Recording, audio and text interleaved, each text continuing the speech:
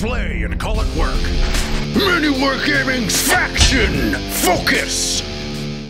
Hey there guys, Quirk here from MiniWarGaming.com and welcome to the Ork Faction Focus. In this video I'm going to be going over all the new units, or not the new units, I guess just the units in the Ork Codex, and we're just going to go through and see what they've got changed, what's new about them, some rules differences, and just all around how they're going to look in 8th edition. And then in the Vault we're going to be going over all the units and some tactical along with that as to how you can play them in the new 8th edition, because I've got a little bit of experience with it and they're amazing. So first off, what I'm going to say, guys, is if you disagree, agree, anything like that with what I'm saying, leave a comment in the comment section below, spark up a conversation, and let's get talking about these orks, because I want to know what you guys think of them. So without further ado, let's get right to it, starting off with the very first page of the Ork army list, their abilities. So they've got two new abilities that I think are, well, one of them's meh, okay, it's a little bit of a buff, not a big thing. That's the Here We Go. It's the same as before, except now instead of rerolling one die, you get to reroll 2 dice when charging. So they essentially get like an old school version of Fleet where they can reroll the charges if they happen to fail. The key word there though is that it is if they fail. So if you're trying to get a bunch of guys in and you do get a successful charge off, you can't reroll that. You have to reroll a failed charge. So you can't roll like, I need a 7-inch charge, roll the 7, oh I got it, but I want to kind of gamble a little bit and go for like an 8 or 9. No, you completed that charge, you are stuck with that distance. It's only failed charges. Keep that in mind when you're playing, or if you're playing against somebody with orks, because that is a huge thing, especially when you consider the amount of guys you're going to want to try and get in combat. The rule that I really like here is the rule called Mob Rule. So the way this one works is that your leadership characteristic for units that have this rule is equal to the number of models in that unit. So if you have a blob of 30 Ork Boys with Mob Rule, they are leadership 30. The extra benefit to this is that you can also use the leadership of friendly Ork units within 6 inches of you. So if you have that blob of 30 boys and then a bunch of other units all around that have the Mob Rule, they all get leadership 30 because they're within 6 inches of a blob that has leadership 30. Amazing. I love it. I think that's absolutely awesome. Definitely going to help out with morale tests. You're not going to have to pull off a lot of boys. I think it's like, in order to lose at least, from a straight squad of 30 boys, in order for you to lose at least one, you need to lose 14 boys. No, 15 boys. You need to lose at least 15 boys for it to be a D6 roll. No, that's not right. 10, 10, 16. No. 11, 4, I don't know. You need to lose, basically you need to lose more than 10 boys in one go. I think it's 14 boys. You need to lose a lot in one go in order to actually start losing guys from morale check. So that's amazing. Next up we have the power of the Waaagh discipline. These are all the psychic powers that you get. There's 3 in here. The first one is Edbanger. It is a casting value of 6. If you manifest it, you roll a d6 and compare it to the toughness characteristic of the chosen visible enemy model within 9 inches of the psyker. If you roll higher than the toughness value of that target, that model is slain. Love that word slain, because that means they don't get any saves, they don't get any type of, I'm not going to die against it unless there's some special rule that prevents them from being slain. Slain is like the new equivalent to removed from play. Absolutely love it because it shows up quite a bit in the Ork section here. Next one we have is Warpath, and that is a casting value of 7. If you manage to pull it off, you can pick a friendly Ork unit within 6 inches and increase that unit's attack characteristic by 1. I'm so excited I can't even talk. So now you've got these big blobs of 30 boys getting an extra 30 attacks if you manage to get all of them in, and it's just off the casting value of 7. And then the last one we have here is Da Jump. The Jump is a casting value of 7. If you manage to pull it off, a friendly Ork infantry unit within 6 inches of the psyker, remove that unit from the battlefield, then set them up anywhere else on the battlefield more than 9 inches away from enemy models. This counts as having moved for the purposes of any rules like heavy weapons. I can't really think of anything else off the top of my head aside from heavy weapons, but it counts as moving for that. Really, really good if you need to, say, reposition some Lootas, if you need to get like your blob of 30 boys, it's on one end of the board, it's killed everything, but you happen to have a Weirdboy nearby, you can pick that unit up, and if you're able to fit it, stick it somewhere else on the board 9 inches away from another unit and just go after that one in the next charge phase. Absolutely love that. I think that's amazing. And then we've got the war gear and stuff like that. I'll go over that a little bit later. But moving on, we've got the Warboss. So the Warboss has a power level of 4, which, yeah, it's okay. Movement 5, that's pretty standard around all the orks. You're gonna notice a lot of them have like a stat movement 5 unless they're wearing mega armor, in which case they're movement 4. I can live with that. Weapon skill is a 2+, would expect nothing less from a Warboss. Ballistic skill is a 5+. Yeah, that's that hasn't really changed. That's pretty much par for the course. That's what most war bosses would be shooting at anyway. Strength 6, toughness 5, 6 wounds. 6 wounds. Let me say that one more time. 6 wounds. Attacks 4, leadership 4, and a save of 4+. So he's armed with the custom shooter, big chopper, and stick bombs. The custom shooter is a range 18, assault 4. But it doesn't matter because you're only hitting on 5, so you might get 1 or 2 hits out of that on average. It does 1 damage, doesn't really affect the armor in any way. And then you got your big chopper. It is a strength +2, AP -1, straight up 2 damage. So you're going to be hitting on 2s. You go up to strength 8, which means you're going to be cracking vehicles on a 3+, or most vehicles on a 3+, because a lot of the vehicles now are toughness 7. So he's going to be really good at doing that. On top of that, with strength 8, that means you are going to be wounding most things on 2s, because a lot of stuff, including Space Marines, are toughness 4. So you're double the toughness, you're wounding them on 2s. That's sweet. And then your stick bomb is a static stick bomb, range 6, grenade D6, strength 3, 1 damage apiece. Meh. Rules that he has Here We Go, he has mob rule, so he can benefit from the leadership of models within 6 inches of him, and he also has Here We Go. He has the special ability, Waaagh! So, friendly Ork infantry units that are within 6 inches of this model at the start of the charge phase can charge even if they advanced. That is awesome. It's a little bit circumstantial, but it's pretty much like having the once per game Waaagh that we normally were used to, or the like every turn Waaagh if you had Thraka. Basically, you want him to be a staple in the middle of your army surrounding all your Ork infantry, because they're going to advance, he's going to advance, and he's also within the 6 inches of himself, so he can advance and charge. And that way you're just going to be able to move, advance, charge, move, advance, charge, move, advance, charge, and you will be flying across this board, especially when you have a giant blob of boys or 2 giant blobs of boys just filling up the board. There is no way for your opponent to go. It's awesome. Absolutely love that. Last one that he has, and this is what I think is sweet, is a special ability called Breaking Heads. If a clan unit, now clan is giant parentheses there because you can actually nominate whatever clan you want your orcs to be. You can have them be Evil Sons, Bad Moons. Those are the only 2 that I really know off the top of my head, but you can have them basically be any of that. As long as your entire army is that clan, which doesn't really change anything at the moment. They might be doing something later on.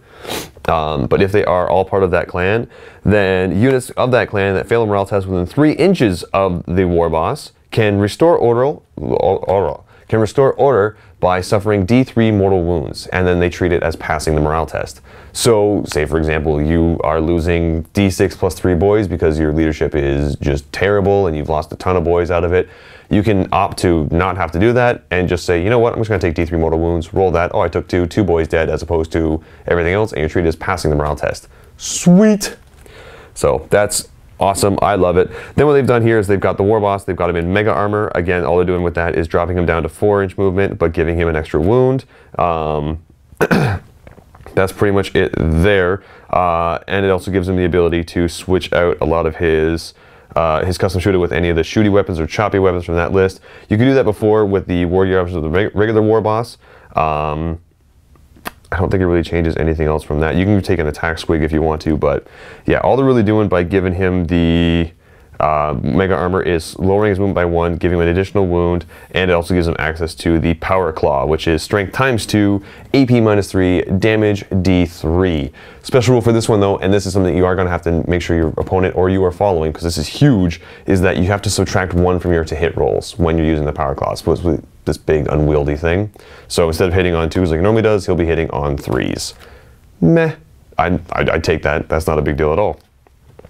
Power level for a mega boss war boss in mega armor is 7, so it goes up by 3 points for that. Then we've got the war boss on a war bike. He's 5 power level, but he is movement 14, so he's gonna be flying across that board against straight up 7 wounds, but he is now toughness 6, which is awesome. Goes to a 4-up save. The mega armor gave him a 2-up save. That's another big thing right there. And yeah, it goes up to that. Here's something that I'm a little bit weird about. So anybody who's on a war bike doesn't count as orc infantry, but the war boss on a war bike has the Waaagh special ability. So he on the bike can go flying across the board within 6 inches of somebody who's like an infantry unit and give them the ability to advance and charge. This does not apply to bikes, even though bikes still do the advance. So I get where they're coming from here, that they don't want like boys flying up the board 20 inches with a perfect roll and then charging. Like, that makes sense to me. But at the same time, I'm not sure how I feel about the war boss having it. I guess he could. It makes sense. Nice little beacon flying around the board, giving everybody that ability to move and charge. But no, I don't know. It throws me off. Alright, moving on from the Warboss, we go over to the Weirdboy. Again, you're looking at movement 5, weapon skill 3, blitz skill 5+, strength 4, toughness 4, 4 wounds, 3 attacks, leadership 6, 6+ save. He has the ability called Waaagh Energy. Now he has a Weirdboy staff. It's strength +2, -1 AP, and D3 damage. No special abilities there. Has Here We Go, has mob rule. But back to the Waaagh Energy. Add 1 to any psychic test roll you made for this model for every 10 friendly orc models within 10 inches. However, if you roll more than a 12, this model immediately suffers the perils of the warp exactly as if he had rolled a double 1 or a double 6. So, when you consider that the casting value for a lot of the spells are a little bit in the higher-ish range, like you're looking at 6s and 7s and I think an 8? No, just 6s and 7s, so 1 6, 2 7s. You're looking at a little bit more difficult than some of the other spells that are looking at like 4s and 5s. This is to help that out, but it also adds a little bit of a risk to it, because if you happen to spike a roll with that plus, you could definitely very easily go over 12 if you've got, say, +3 that roll. So watch out for that. But power level 4, nice to have a Weirdboy running around, giving you the ability to jump all over the board, add extra attacks, and, well, yeah, I like them. I bring them. Next up, we've got the Big Mek. So the Big Mek is again 5-inch move, 3+ the weapon skill, 5+ for the blitz skill, strength 6, toughness 4, 4 wounds, 3 attacks, leadership 7, 4 up save, and he has the abilities of Here We Go, mob rule. Also has the custom force field. So any friendly orc units that are entirely within 9 inches have a 4-up invulnerable save against ranged weapons. Or if the Big Mek is embarked on a vehicle, that vehicle gets a 5-up invuln save against ranged attacks. Got to keep that in mind. So he's also a Big Mek, so he can try to repair any vehicle as long as he's within 3 inches of it. The model immediately gains D3 wounds lost earlier, and vehicles can only benefit from this once at a time, so you can't do like we did before where you stack like 3 mechs in something and try and repair it 3 times. No, you can do that, but only 1 mech's going to try to repair it at a time. Right, then we've got the Grot Oiler. Grot Oiler, once per game, a Grot Oiler can assist the master in making repairs. When it does, the vehicle regains an additional wound back, so that's kind of cool. One thing that I do like about the Grot Oiler is that Grot Oilers actually count as being part of the unit. So even though they're like 4 points to add, if you want to add them, they they actually count as an additional model in the unit, and you can actually allocate wounds to them. So say for example, the Big Mek gets hit with something that's very easily going to take out his 4 wounds. You can just say, you know what, the Oiler's going to take it, Oiler's gone. So that is awesome. Just make sure that you at least benefit from your repair once before that happens. And then that's pretty much it. He's got the shock attack gun. I love this thing. Range 60. It's a heavy D6, strength 2d6, -5 AP, strength D3, and if you happen to roll 11 or higher, you don't have to make a to wound roll. The unit just automatically suffers D3 mortal wounds. That is huge. I love that. Then on top of this is the first time that we actually see a kill sauna profile, very, very close to the profile of a power claw. It's just strength ×2, -4 AP, and a stat 2 damage. And again, you get the -1 to hit if you happen to have this equipped. So you're hitting on -1, so he'll be hitting on 4s. So otherwise, you're looking at pretty much the same thing there. You got Slugga Choppa, pretty much exactly what you expect them to be. Slug is a pistol, range 12, strength 4, AP nothing, 1 damage. Choppa is melee, strength user, no AP, 1 damage. But if you attack with this weapon, you get an extra attack. So that's kind of cool. Moving on, we got the Big Mek in Mega Armor. So you're going to see very similar to what happened to the Warboss in Mega Armor. -1 to the movement, so he's now movement 4.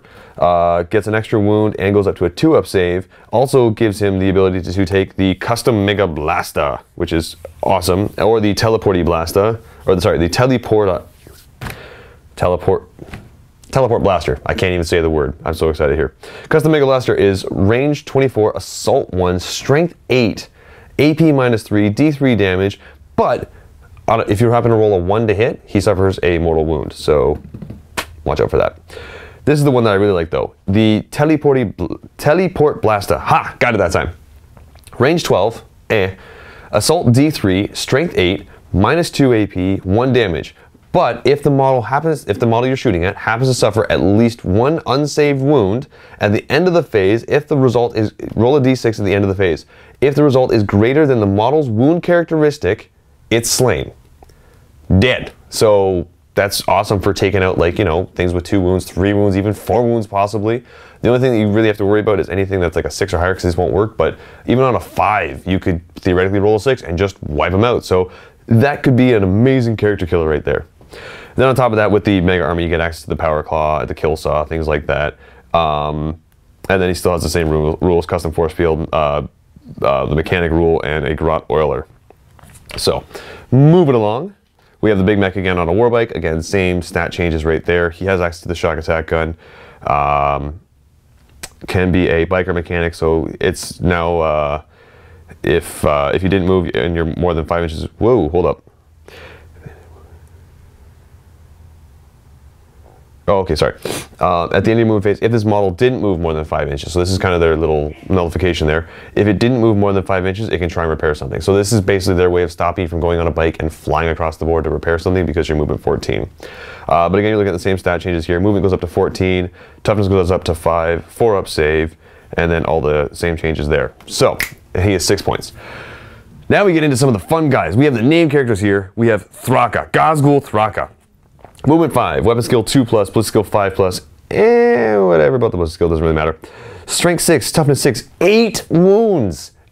8! I almost gave you 9 there, but 8 wounds. 5 attacks, leadership 8, 2+ save. He is armed with 2 big shooters, a custom claw, stick bombs, and you can only have one of them in your army. They actually did make a point of saying that. So, what does he have? Well, the twin big shooter is assault 6. Strength 5, AP nothing, 1 damage apiece, 36-inch range, but again, you're hitting on 5, so that's not a big deal. He has the Custom Claw. This is Strength times 2, AP -3, damage stat 3, and it doesn't suffer the -1 to hit. That is amazing. So Thraka is awesome. He has access to something called Great Waaagh. So it works the exact same way as the Warboss Waaagh, where it is, if you're within 6 inches, you get to advance and charge. But his version is, if Gazgul Thraka is within 6 inches of the unit when they fight, everybody in that unit gets an additional attack. He also has Prophet of Gork and Mork, so he has a 4 invulnerable save, and the boss is watching, so he has that same rule where if he's within 6 inches of a unit that fails morale, they just take D3 mortal wounds. Back to the Great Waaagh though, that extra attack is huge when you start adding it onto, say, units of 30 boys. And I'm trying not to get into too much tactica here, but you take Thraka, put him next to a unit of 30 boys, now they've got a ton of attacks. I'm not going to give you numbers because that's going to be in the vault. Then you also throw a shaman next to him and have him cast the, I think it's the Warpath, so they get an extra attack from that. That's just huge, and now you've got these units throwing out hundreds of attacks, and because of the stats of a boy, it's nothing to, you know, scuff at. So 11 points though, so he is a big sink on the power level table there, but I like him. I think he's awesome. I brought him my first game, so if you haven't already watched that game, I suggest you watch that game after watching this, because it will give you an idea of how amazing Thraka is. Anyway, moving on here, we've got Kaptin Badrukk. He is 5 power level.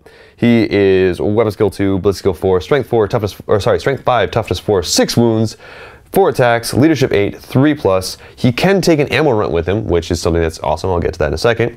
And he can take a slugga, a choppa, stick bombs, da rippa, and he automatically has 3 ammo runts with him.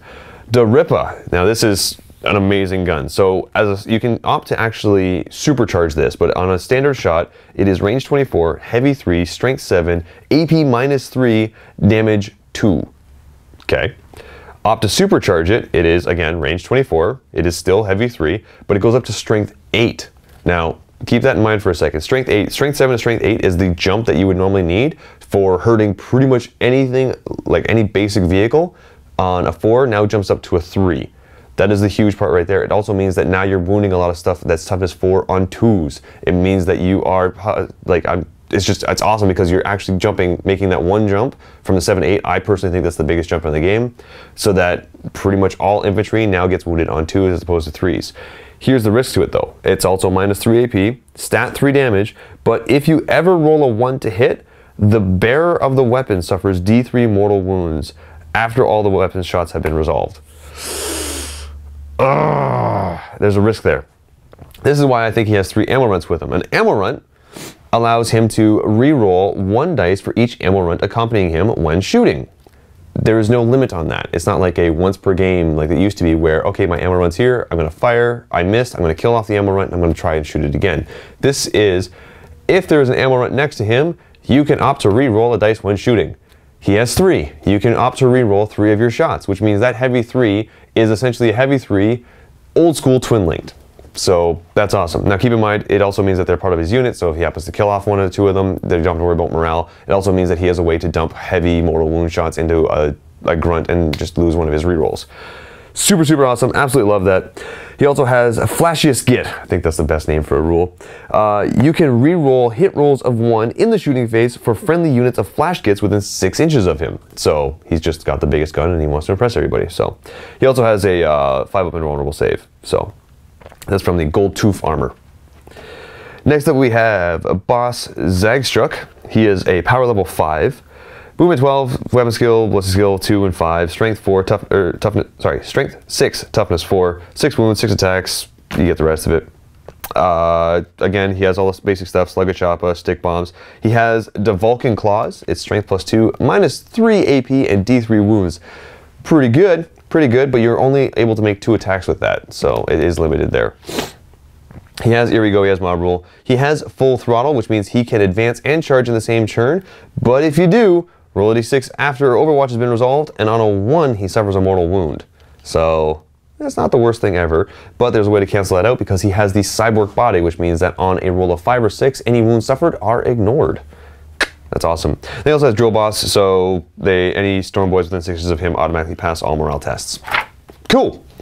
Moving on to Boss Snikrot. Movement 6, weapon skill 2, ballistic skill 5, plus strength 6, toughness 4, 6 wounds, 6 attacks, 7 leadership 7, 6 up save. Okay.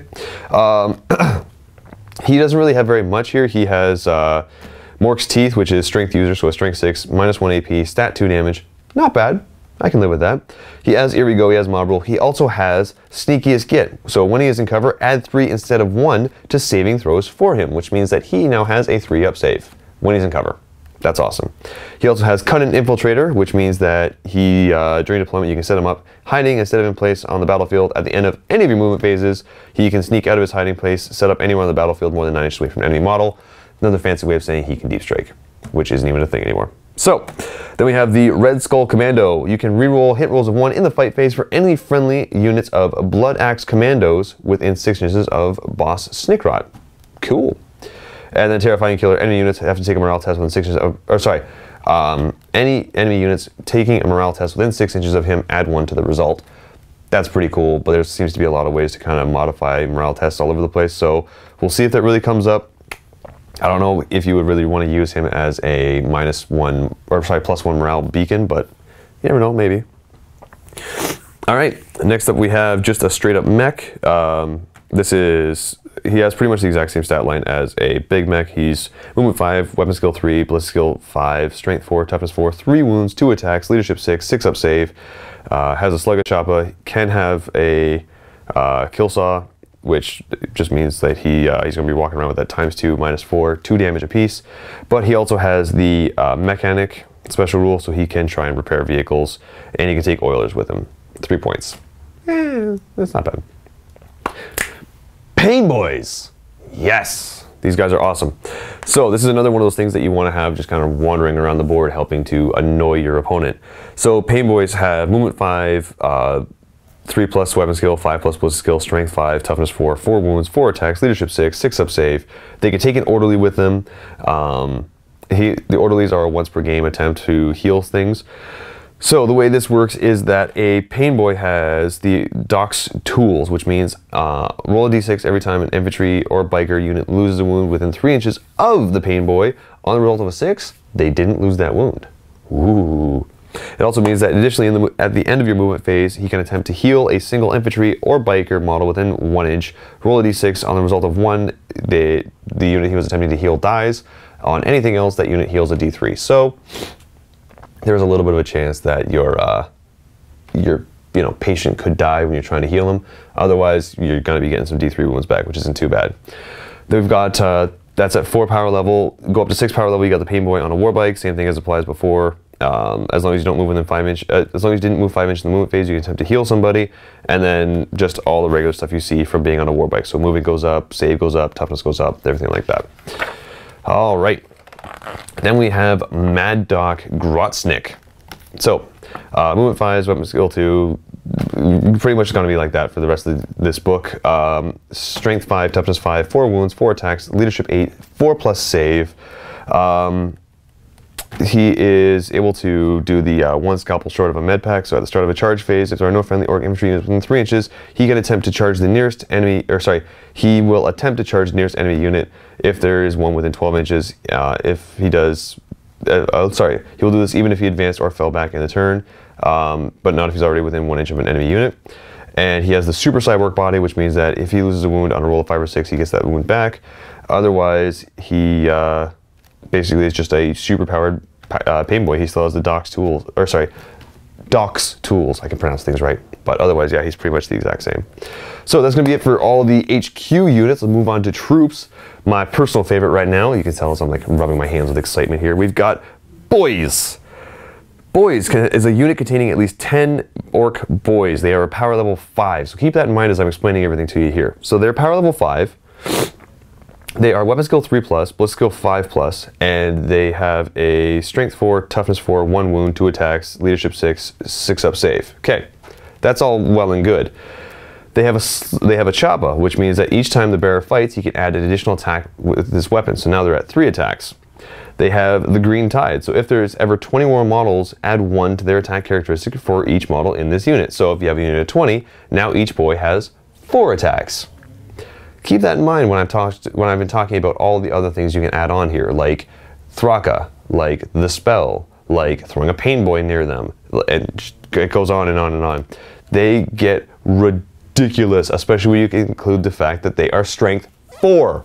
Strength 4. 4. That means that they are hurting vehicles on a 5+. Not a 6, a 5+. Unless they are toughness 8, which a lot of transport vehicles are toughness 7, boys are wrecking vehicles on 5s. Oh, that's amazing. All right, so I'm not gonna go on anymore about Boyz. That's pretty much all my excitement I can give you right now, because in the vault video I'm gonna just, oh, there's so many tactics involving Boyz now. They're amazing.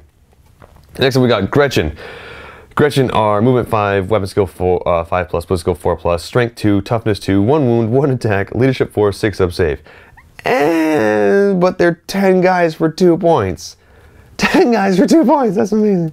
You can add an additional 10 for 1 point, so you're getting 20 guys for 3 points, or you can get 30 guys for 4 points. That is 30 Gretchin running across the table for 4 points. They have a special rule though called surprisingly dangerous in large numbers. If a unit of Gretchin include at least 20 or more models, you can add 1 to their hit rolls. So that means their weapon skills are now hitting on 4s and they're shooting you on 3s with their strength 3 pistols. Ugh. Hell, I'd take that. Lastly, you can get the Runt Third. It's just a special character that can run around with the Gretchin, with the Grot Leash. If they happen to, if he happens to be within 3 inches of them when they're in the fight phase, they can reroll 1s to hit. And then he's also got the Hound. So if sorry, if they happen to fail a morale test, you can just opt to have them take D3 mortal wounds instead, and they treat it as being passed. Pretty sweet right there. Pretty awesome. Moving along here, we got Burnaboys. I'm gonna just skip stats on this point because they're all pretty much the same until I get into some other stuff. But Burnaboys can take the Burna with them. Range 8, Assault D3, Strength 4, AP nothing, Damage 1, and before the unit fires its Burnas, roll once for the number of attacks the unit of Burnas will use, and all these attacks automatically hit. So if you have 10 guys, you roll 1 dice, you happen to get a 2, that's going to be 20 hits automatically with their Burnas.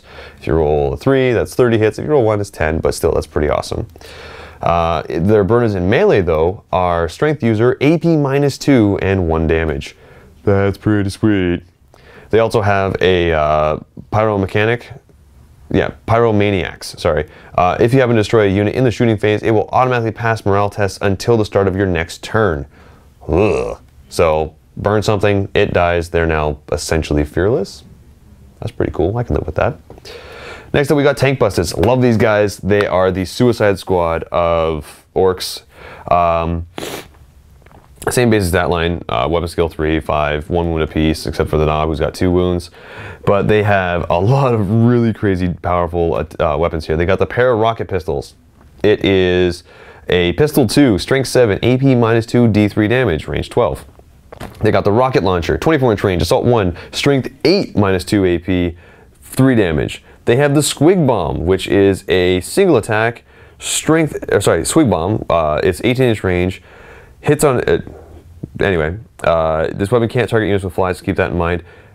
Hits on has strength 8, -2 AP, D6 damage, but you remove the model after you remove the little squig after this goes off. They have the tank hammer, which is their melee weapon. You make a single to hit roll when attacking with this weapon. If it hits, inflict D3 mortal wounds, and then the bearer of the hammer is removed because he killed himself. And then you also got the Tankbusta bomb. It's grenade D3, strength 8, -2 AP, and D6 damage. They have the tank hunters, so they can reroll failed to hit rolls when making attacks against vehicles, and they also have the Bob Squig, so a death of a Bob Squig is ignored for the purposes of morale. So that's pretty good. You can throw a bunch of them out there and not have to worry about failing any morales or anything like that. Nobz. Okay, so Nobz are all strength 5, which is pretty sweet. They're all 2 wounds now, which is also pretty sweet. They have 3 attacks. They have access to the Kill Saw, the Power Stabba, which is kind of cool. It's just a regular attack like strength 5 because that's their base strength, but -2 AP. The Kill Saw is awesome. And otherwise, that's pretty much it. They have the Here We Go and Mob Rule special rule. They can take ammo runs if you need them to, but they also have, and they also have Cyborg Body, which is kind of cool as well. And where is it here? Sorry, for every 5 models, you can have one with a Cyborg Body, and for every 5 models, you can take an ammo run. That's what I was thinking of. Here's what I was thinking of. Keep an order. So roll a d6 for each model that flees from the unit within 3 inches of any friendly unit that has this ability. On a 6, that model doesn't flee. So basically it's like a 6-up, I'm not going to flee from morale, which is kind of cool. This is the one that I really like, and I was getting to mention before I started talking more about the crazy amounts of stacks that you can put on things. You've got the Nob with a Waaagh banner. Regular stats of a Nob, he's got 4 wounds though, 3 attacks, but he has the Waaagh banner. Units with the 6 of any friendly Waaagh banner add 1 to their hit rolls in the fight phase, which means it cancels out the effect of carrying those big things like Kill Saws and Power Claws around. It also means that a unit of 30 boys is now hitting on 2s instead of 3s. That's so good. They also have the Keep an Order special rule, so any model that tries to flee well within 3 inches of him, on a 6, it just doesn't flee. Next up, we got Nobz on bikers. Nobz on warbikes. 3 wounds, they go up a wound, +1 toughness, otherwise they are exactly the same. Moving along here. Mega Nobz. Okay. These guys have a huge page here. They are 10 points for 10 power level for 3 guys. They are 3 wounds apiece, strength 5, 2+ save, obviously because they're in the mega armor, but they're movement 4 because, well, they're in mega armor. They can walk around with a combi rocket launcher, combi Scorcha, so they keep the same stats as the rocket launcher or the Scorcha, so assault d6 automatically hits. Strength 5, -1 AP from those Scorches. You've also got the rocket launchers, so strength 8, -2 AP, damage 3. They have access to the Kill Saw, but they can take 2 Kill Saws, so if they happen to take 2 Kill Saws, they get +1 attacks, so now they're going to be rocking around with 4 attacks. Again, start stacking that with Trukk, the ability to throw out the extra attack from the Weirdboy, and also throw a Nob banner in there. They are now hitting on 3s, 6 attacks apiece, with Kill Saws that are strength 10, -4 AP, and 2 damage apiece. That is amazing and disgusting. So, and they also have all the same rules as before. So they can take Power Claws as well, but they don't get the +1 if you do that. And they have Here We Go, Mob Rule, Keep in Order. So. Next up, we've got Kommandos. They are movement 6, which is kind of sweet right there. Still 1 wound apiece. Stat line is pretty much the same as everything else there. They can take a big shooter, they can take a Burna, they can take rocket launchers, they can take slugger choppers, stick bombs, everything like that. They have sneaky Gitz, so whenever they're in cover, they add 2 to their saving throw instead of 1. And they have cunning infiltrator, so they basically can deep strike outside or 9 inches away from enemy model at the end of any movement phase. So, still really cool there. Not too bad. Moving over to vehicles here, we got the Trukk. Oh, Truck's got so much better. So, It's equipped with a big shooter. It is weapon skill 5, ballistic skill 5. It has movement 12 if it's at full health. It has strength 6 if it's at full health. It's rocking 10 wounds, 3 attacks, leadership 6, but that doesn't really matter, and a 4-up save. You can give it a rocket launcher. You can swap out the big shooter for a rocket launcher, or a wrecking ball. And the wrecking ball is +1 to the strength, -1 AP, 1 damage apiece, but you can only ever make 3 attacks with it, which is totally fine because that's how many attacks it can make base.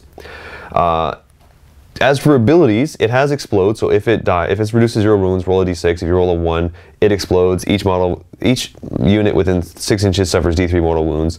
That's pretty much a static thing right there. It has open topped, so models embarked in this vehicle in the shooting phase measure the range drawn from line of sight from any point of the model and follows any restrictions for that. It would follow any restrictions that would apply to that. So passengers, for example, can't shoot their heavy weapons or can't shoot if the vehicle's falling back if the vehicle moved. But take that into account with Burnas. So you've got something here that can move 12, and you've got Burnas that are range 8. Now you've got a 20-inch threat range with those Burnas. It also has Ramshackle, which I think is awesome. I like the way they did this. So on a roll a d6, each time this model suffers damage from an attack that has a damage characteristic of more than 1. On a roll of 6, reduce the damage caused by that attack to 1. So anything that's going to do crazy amounts of damage to this poor truck, roll a d6, get that reduced down to 1. It makes it a little bit more survivable. Things to keep in mind, the truck has a transport capacity of 12 infantry, mega armor and jump pack take up 2 spaces, so let's keep that in mind. Really, really cool, 5 points. I absolutely love this model. I think it's sweet, and it's a lot more survivable than it used to be, especially since open top is no longer a negative, which is sweet. Moving along here, we got some Stormboyz. Stormboyz are movement 12, weapon skill 3+, plus skill 5, all the exact same as what you normally see there for a boy. They can take slugger, chop, and stick bombs, and they have the special ability called Full Throttle. So this unit can advance and charge in the same turn. If it does, roll a d6 for each model after they've made their, after Overwatch is resolved. Any roll of 1, the unit suffers a mortal wound. So watch out for that. Next up, we have Deffkoptas. I love these guys just because they have so many sweet moves. So they are movement 14, they are weapon skill 3+, plus skill 5+, strength 4, toughness 5, 4 wounds, 2 attacks beast, leadership 6, 4-up save. They have the copter rockets, which are assault 2, strength 8, AP -2, 3 damage, custom mega blasters, 24-inch range, assault 1, range 8, -3 AP, D3 damage. On a roll of 1 though, they suffer a mortal wound. And at 5 points, you're getting 2 Deffkoptas and at 5 points you're getting 1 Deffkopta, and then you can add 2 more for 8 points, or add 4 for 16 points. So it gets kind of big there. They have twin link big shooters, so assault 6, strength 5, AP 0, damage 1. They can rock kill saws in melee, so they have the strength ×2, -4, 2 damage apiece, but you subtract 1 to hit. They have spin and blades, which are strength +1, make D3 hit rolls for each attack with this weapon instead of 1. And then they have the big bomb. So the big bomb is can only be dropped once per game, but you can equip each of them to have one of these.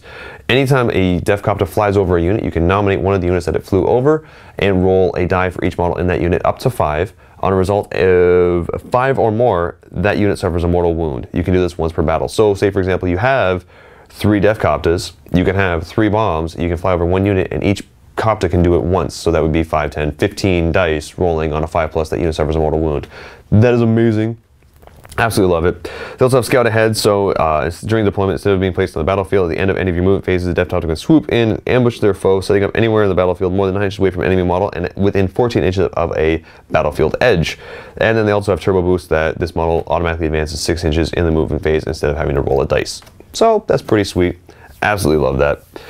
Then we've got some flyers here. We got the Battlewagon, which its movement is 20 to 60, so it's going to be flying across the board.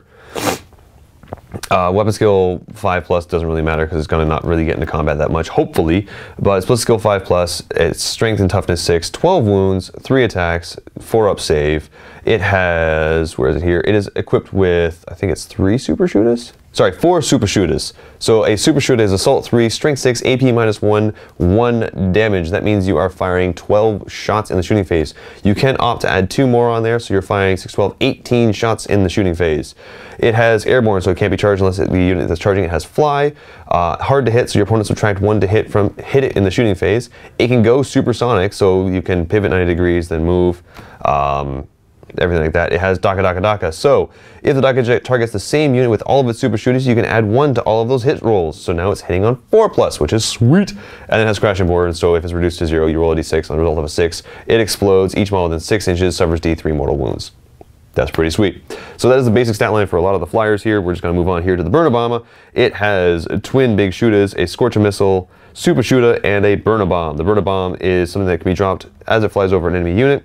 After the Burner Bomb has moved, pick 1 enemy unit that is flown over, roll a d6 for each model in that unit up to a maximum of 10, add 1 to the dice rolls for enemy unit if it's an infantry, and on a 5+, they suffer a mortal wound.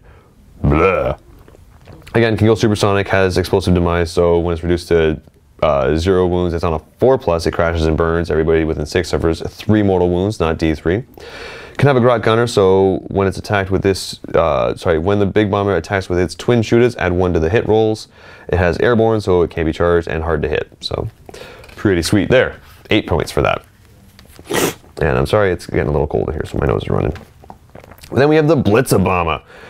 Again, same stat line that we saw before. It has a big shooter, 2 super shooters, and 2 big bombs. The big bombs can be dropped. It works the exact same way, except now if it hits a vehicle, 10 dice unless you, okay, yeah, that's nothing there. On a 4+, okay, sorry.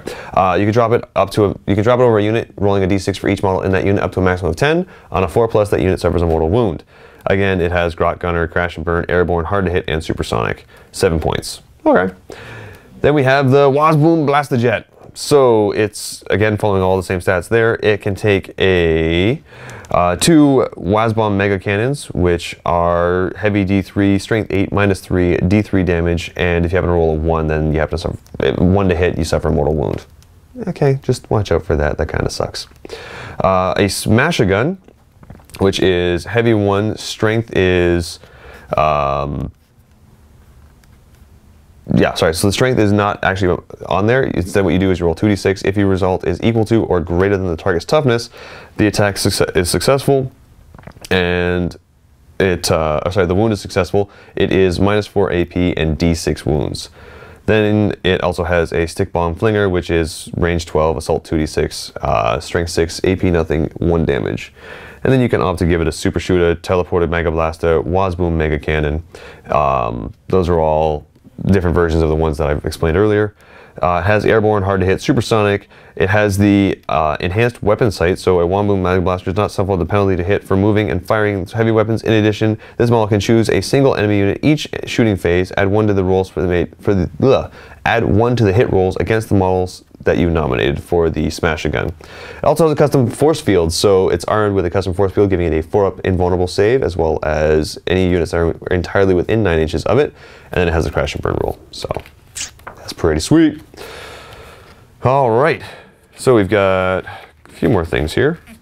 Yeah, just a few. Okay.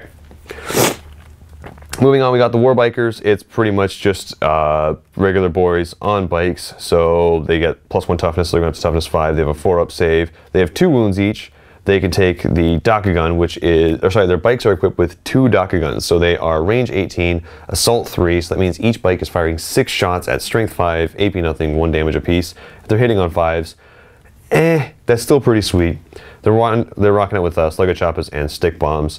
Nothing crazy for them there. They're movement 14, and they have the Here We Go and Mob Rule special abilities. Next up, we have the War Tracks. They are movement 12. Pretty much the exact same stat line as a bike, except it has 6 wounds, toughness 5, and a 4-up save. That's all the same there.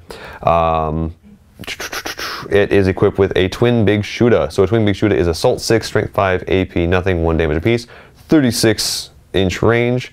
Or you can have it swap out its Big Shooter with a rack of rockets for 24-inch range, assault 2, strength 8, -2 AP, and 3 damage.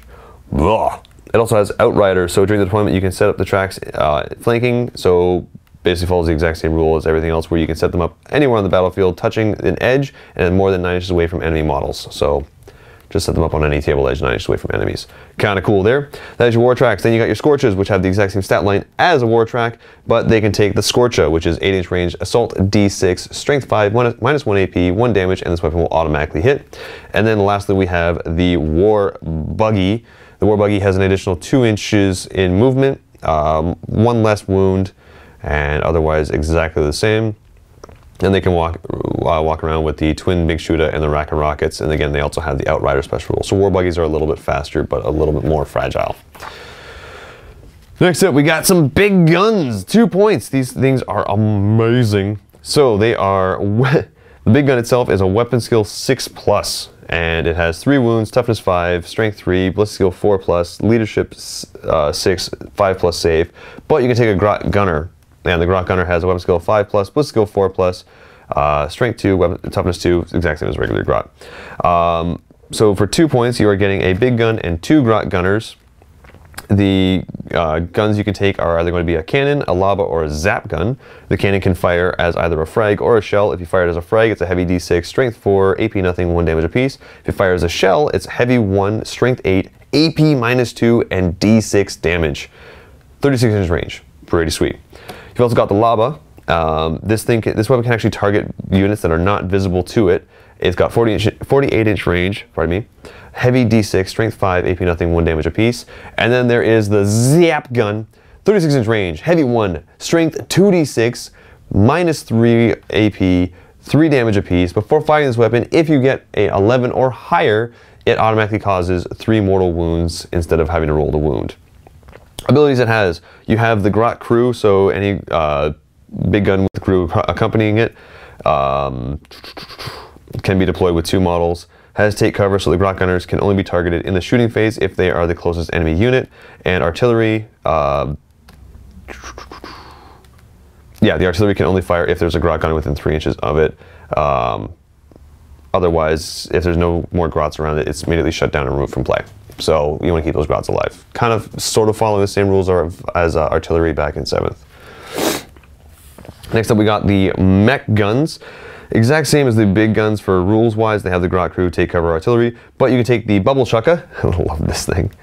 36-inch range, heavy star, strength star, AP star, damage star. So roll 4 dice each time you fire this weapon and take it in turns with your opponent, starting with you to allocate 1 value at a time to its strength, AP, damage, and number of attacks. Notice that the dice assigned to the AP is a negative number. So what's going to happen is you roll 4 dice and then I take something, you take something. I pick something, you pick something, and you basically build the stats for the Bubble Chukka. That's so cool, I love it. Next up we have the Custom Mega Cannon. Again, 36 range, heavy D6, strength 8, -3 AP, D3 damage apiece. If you happen to roll a 1, then the firer suffers a mortal wound. You got the Smash Gun, which is, again, roll 2d6 if you're, for wounding. If your 2d6 number is higher than the target's toughness, they automatically suffer a wound. And you also have the Tracker Cannon. So this is 36-inch range, heavy 1, strength 8, -2 AP, D3 damage. The damage, this weapon's damage is increased to D6 against any units that fly. If the Tracker Gunner destroys a vehicle that can fly, this model the model immediately suffers a crash and burns. It doesn't roll a dice for that. Neat. So Tracker Cannon, you can fire at a flyer, happen to kill it, automatically gonna blow up. That's awesome. All right, we've only got a few things left here, guys, before we get into the vault video and some tactics. So this is going to be pretty much all the big stuff we're getting into here. We got the Battlewagon, Def Dreads, Kill Cannons, Morkanot, Gorkanot, Lootas, all Lootas. Okay, so let's get right into it, right after I sneeze. Nope, not going to sneeze, too excited. Moving on. We have the Battlewagon. This is 11 points. It has a capacity of 20 models. 20 models, that's amazing. It has movement 12, weapon skill, ballistic skill 5, strength 8, toughness 7, 16 wounds, 6 attacks, leadership 7, 4 up save. It's a single model. It can take a kill cannon, it can take a cannon, lava, or zap gun. It may take up to 4 big shooters and or rocket launchers, and it can take a death roller, art case, grab and claw, and or a wrecking ball. That is a lot of stuff to go over here. So you know big shooters, you know cannons, you know the kill cannon. Actually, you don't know the kill cannon. Kill cannon is 24-inch range, heavy D6, strength 7, AP -2, 2 damage apiece. That's pretty cool. Lava, you know. Rocket Launcher, you know. Zap Gun, you know. Deff Roller. Oh, it's so cool. So, it is strength equal to the user, so it's going to be strength 8, minus 2 AP, attacks, or sorry, damage 1, but add 3 to hit rolls made for this weapon. Now, consider this. It is a vehicle. Most vehicles only hit on things like 5s and 6s. So if you happen to get a hit with this attack, it's going to be 4 hits. That's amazing. So, you also have the Grabbing Claw, which you can only make one attack with this weapon each time it fights, but it's minus 3 AP, D3 damage. And then the Wrecking Ball, you can only make 3 attacks with that, but it's strength plus 1, AP minus 1, and damage 1. Now we get into the abilities and what some of these crazy things are. So first off, it has Explodes. That's a normal thing. It has Ard Case. So, a Battlewagon with Ard Case gains plus 1 to its toughness characteristic, so it goes from 7 to 8, which means pretty much all those guys that are strength 4 are no longer wounding on 5s, they're wounding on 6s. That's huge when you consider how much infantry there is and how much that's going to shut down a lot of people from just surrounding you with infantry and guys and trying to mow you down with that. But you do lose the open top ability, so if you're going to be doing that, try throwing a lot of melee based guys into it, because as soon as you lose open top, you can't shoot out of the vehicle. So there's kind of the trade-off there. It also has the ability called Mobile Fortress, so a Battlewagon ignores the penalty for moving and firing weapons. This also means that everyone inside, if you're open top, ignores the penalty for moving and shooting, so you can throw Lootas in there even though they're carrying heavy weapons, move it around, and they can still fire at full ballistic skill. That is amazing. Thank you to the open top special rule there.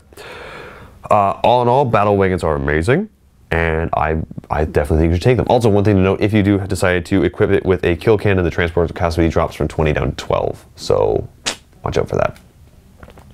Battlewagons, awesome, love them. Just love them so much. Next up we have Death Dreads. So Death Dreads are movement 3, weapon skill 3, ballistic skill 5, strength 5, toughness 7, 8 wounds, 2 attacks apiece, 3 up save. It's a power level 8, which means that you can only take 1 at 8, 2 at 7, or 1 at 8, 2 at 15, or 3 at 24. So each one is equipped with 2 big shooters and 2 dread claws. Dread claws are strength times 2, AP minus 3, damage 3, but you lose oh no, you don't. It's just each time it fights, you add 1 attack for each claw that's equipped with, so those 2 attacks become 3. That's pretty sweet.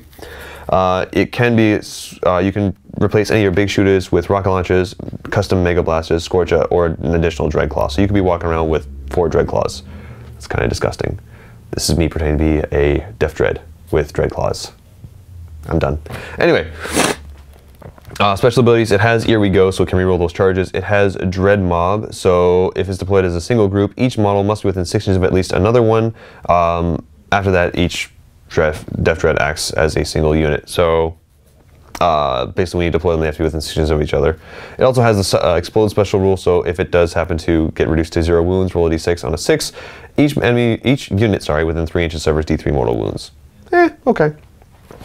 Then you got your kill cannons, the smaller version. They are toughness 5 instead of toughness 7. They have 5 wounds instead of 8. They have 3 attack space, which is kind of cool, 3 up save, and that's, and the weapon skill 5+, plus skill 4+. These are, I think, a little bit more shooty, so the unit contains at least 1 kill can.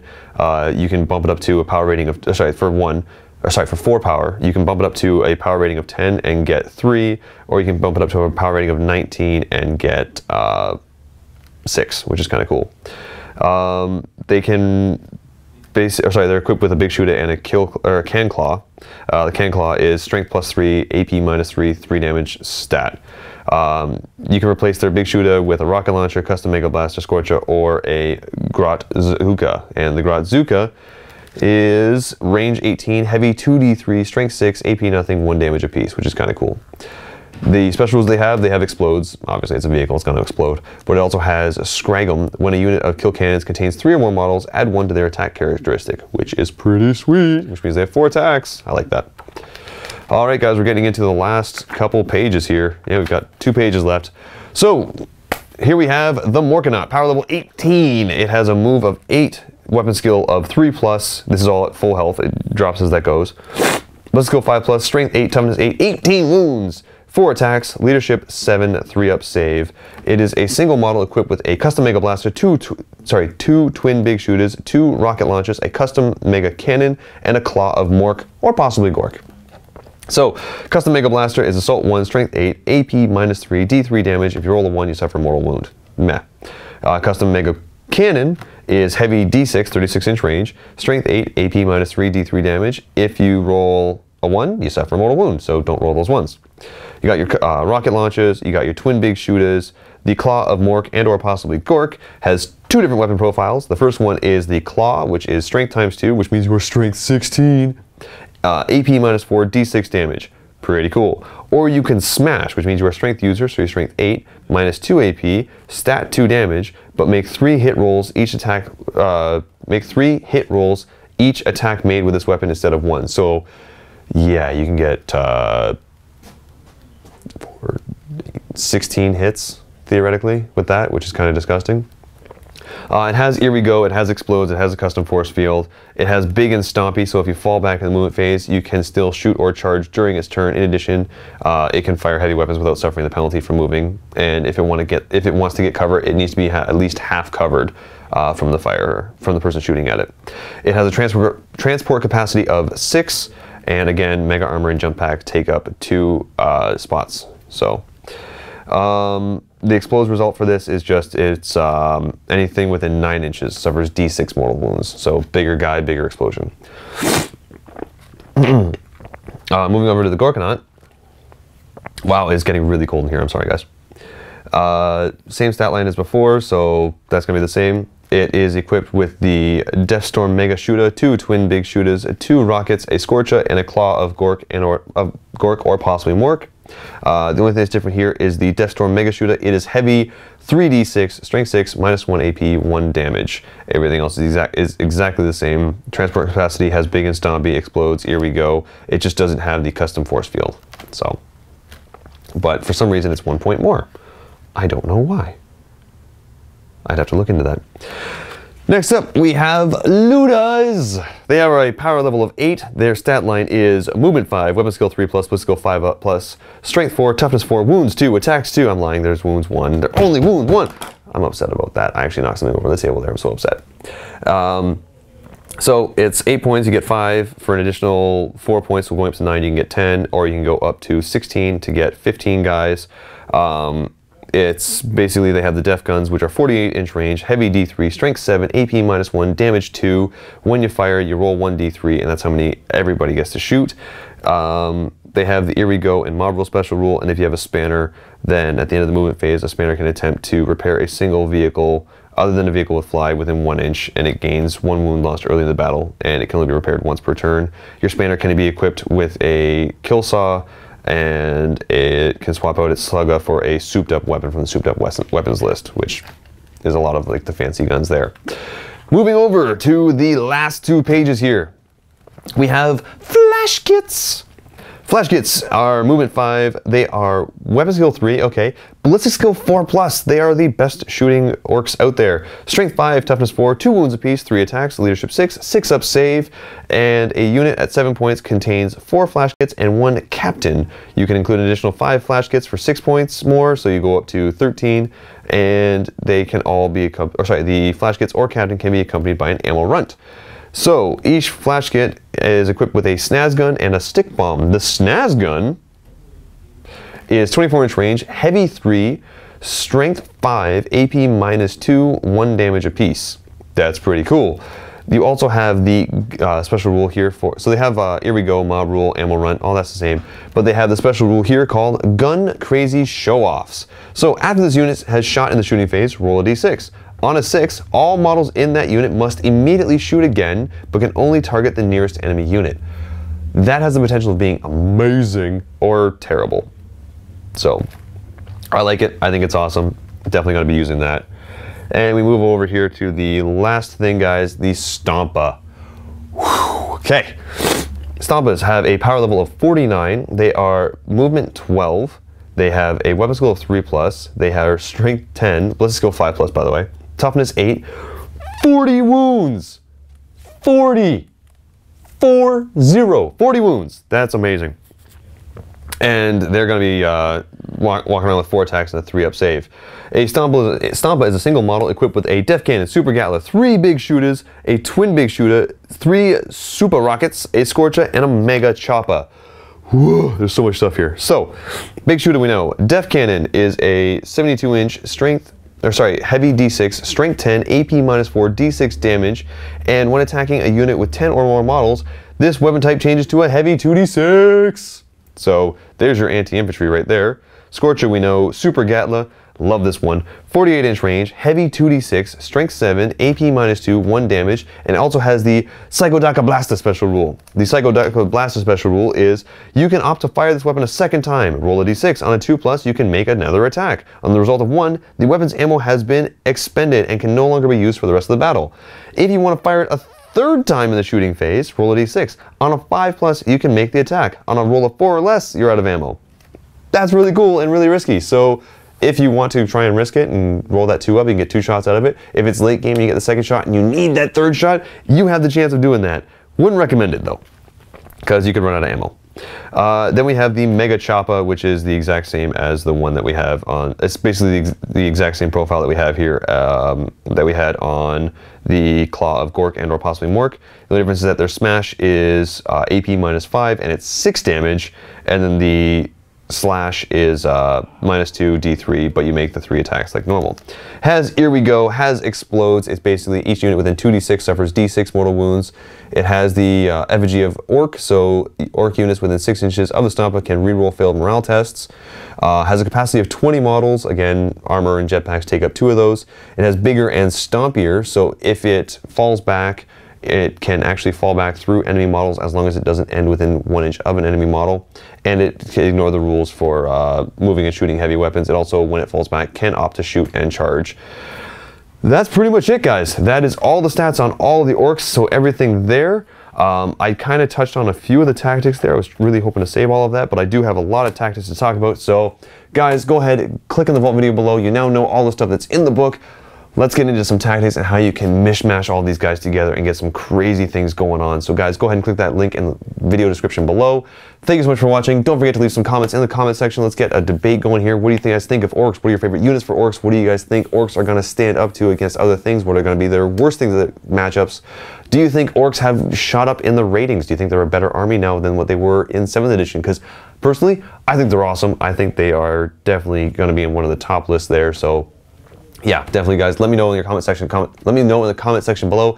I will probably get in on that debate and be debating with you guys in the comment section. So go ahead and do that. Also, don't forget to click the video link in the video description below. Nailed it. Thank you guys so much for watching, and until next time, happy wargaming.